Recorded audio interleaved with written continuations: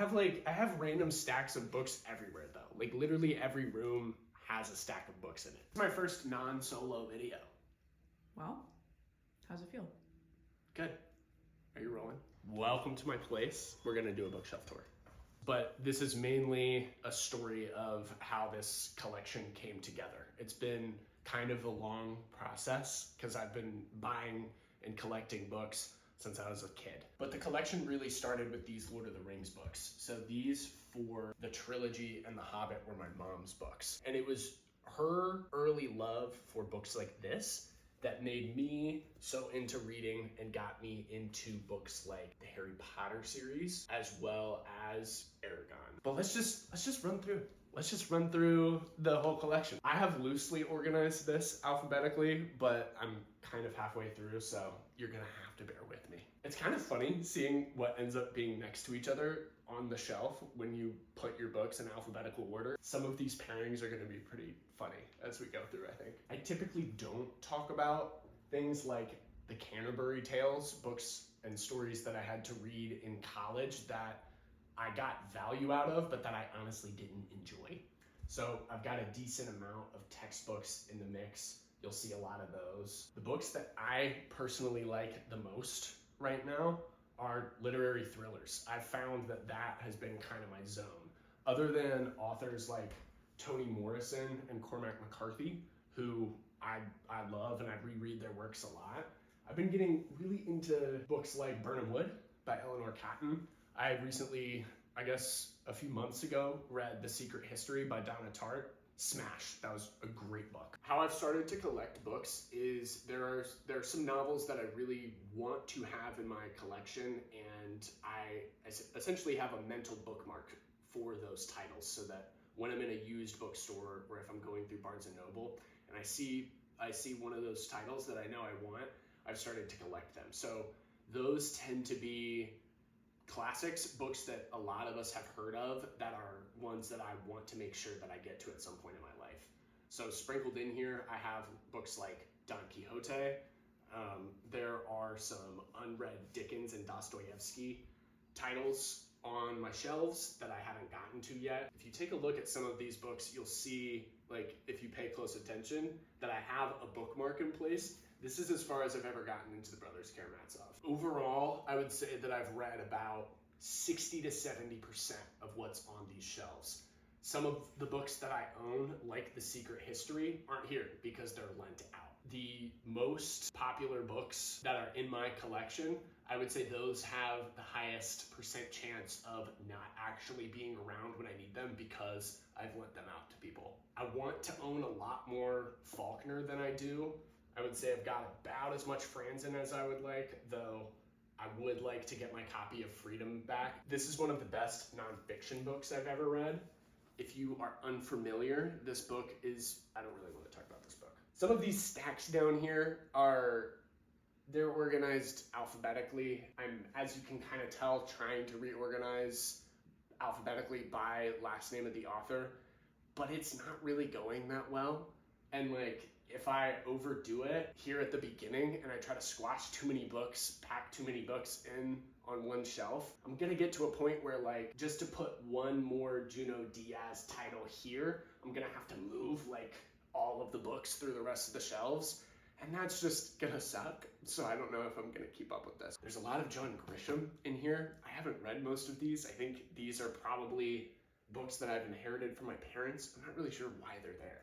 For most of my life, my book collection has been kind of separate. So all of the books that I had when I was a kid before I left for college were still at my parents' house. A lot of them were in boxes or just on their old shelves.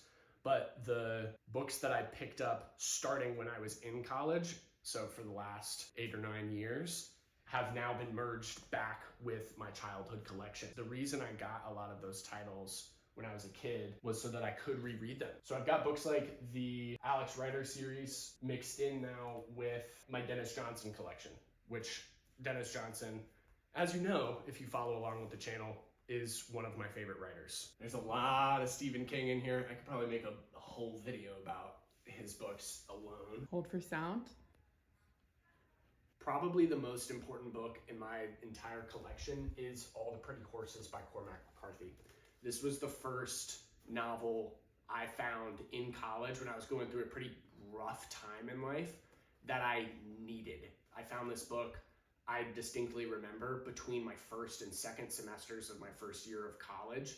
And this really felt like I was being shown a way forward in life. These books have become my most cherished, and I revisit the Border trilogy, All the Pretty Horses being the first installment in that trilogy, more than the rest of them. At this point, I'm getting multiple copies of some of Cormac McCarthy's books.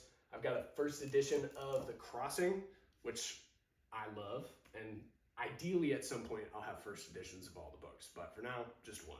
I'm also really starting to rack up a lot of Toni Morrison's books. In general, I would say as we're going through these books, if I have multiple copies of anything, that is the clearest indication that I just can't help myself if I have an opportunity to collect a book by that author. The best example probably being the Harry Potter books. I did start to collect Harry Potter books in other languages. I have a Latin version of the first one somewhere. And here we have come to the end of what has started to be an alphabetical organization. Got a lot of Shakespeare. I picked up a lot of these Shakespeare titles for college. I took a Shakespeare class. Good group in that small little class. There was this smoking. This is one of my favorite copies of anything. I don't know if these are still made. Probably they are.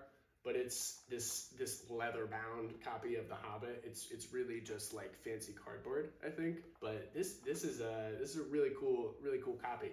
There's the hand drawn map here in the front. Another one in the back.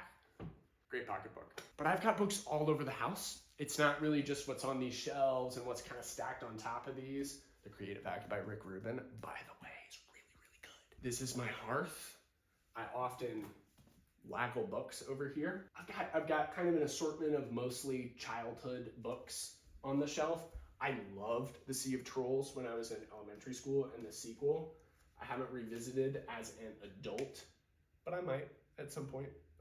I love the Ranger's Apprentice series. I do own quite a few more of these. Not sure where they are, but I haven't gotten rid of them. Those will make a reappearance at some point. That's really all I have to say about those. I have random stacks of books everywhere though. Like literally every room has a stack of books in it. There's some business books that I had to read that are below my TV. I still have those for some reason. I've got a compendium of Shakespeare's plays chilling right there on a shelf too. This is a kendama. Let's see, I think there's more in my office. Like, this is what I'm talking about. There's this stack of running books just on my desk. I was gonna make a video about books I've read about running, and so these are just still there. And then on this shelf behind my desk, I've got a decent amount more. A lot of what's bound here are I'm not gonna show, but maybe I'll show one. This was my thesis from college. A lot of what you see bound on the shelves are things that I've written. So I keep those closer to where I actually work and write, just so that I can have them on hand. There are stories, including Fumes, which I'm gonna be putting out later this year, that I have written more drafts of than I could count. I might regret showing this, but I don't care. I think this will be kind of a good way to cap off the bookshelf tour. This is the first book that I ever finished writing. So at the ripe young age of, I think 12, I think I was 12 when I finished this. I got to the end of the draft of the story I was working on. It was called The Reversal. So here is a 195 page book that I wrote before I was out of middle school. So that's what's on my shelves. I'll probably make I definitely will make a much longer version of this once I have my entire collection together and I've been able to round out a couple of gaps. But I hope you enjoyed getting a bit of a closer look at what's on the shelves behind me in pretty much every video that I make. Thanks for tuning in. Subscribe if you haven't already. I appreciate you all.